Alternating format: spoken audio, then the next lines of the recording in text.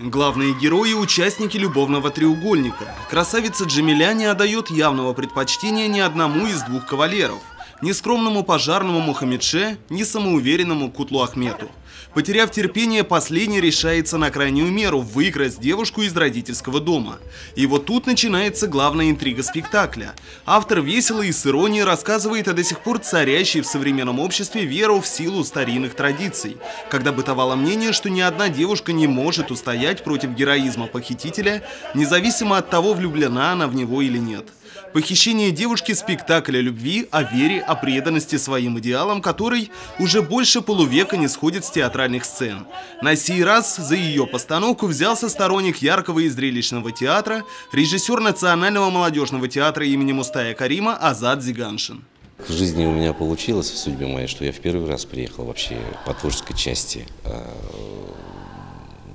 в наш, так скажем, Зауралье, как говорят, да, город Сибай. Конечно же, это мои родные края.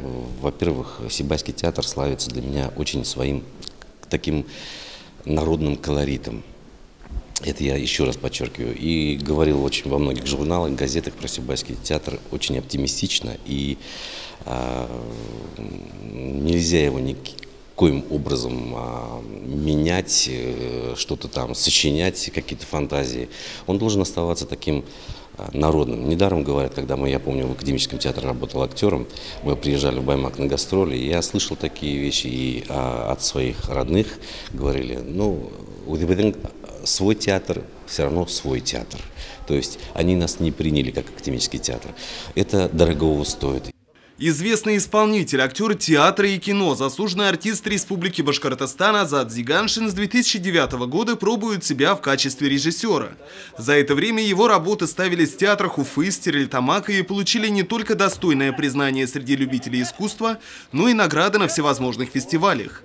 В этой связи хочется упомянуть романтическую драму Марьям Буракаевой «Судьба, выбранная мной», режиссером-постановщиком которой являлся Азат Зиганшин. Произведение стало дипломантом Международного театрального фестиваля тюркоязычных народов «Тысяча дыханий. Один голос», который проходил в Турции. Похищение девушки же претендует на грант в рамках федерального проекта партии «Единая Россия» «Театры малых городов». Я хочу сказать Дамиру Мазичу огромное спасибо за приглашение, огромнейшее просто спасибо и за доверие мне. Вручил всю труппу, это большая ответственность. Мы работаем над спектаклем Мустая Карима, подготовка к 100-летию, в 2019 году 100 лет Мустая Кариму. И спектакль, комедия, похищение девушки. Это уже такая классика. Тем более здесь, я как понимаю, очень много лет не было этого спектакля, что меня, кстати, удивило. Потому что Казавурла, он уже везде ставился по 2, по 3, по 4 раза. Народ ходит, народ любит.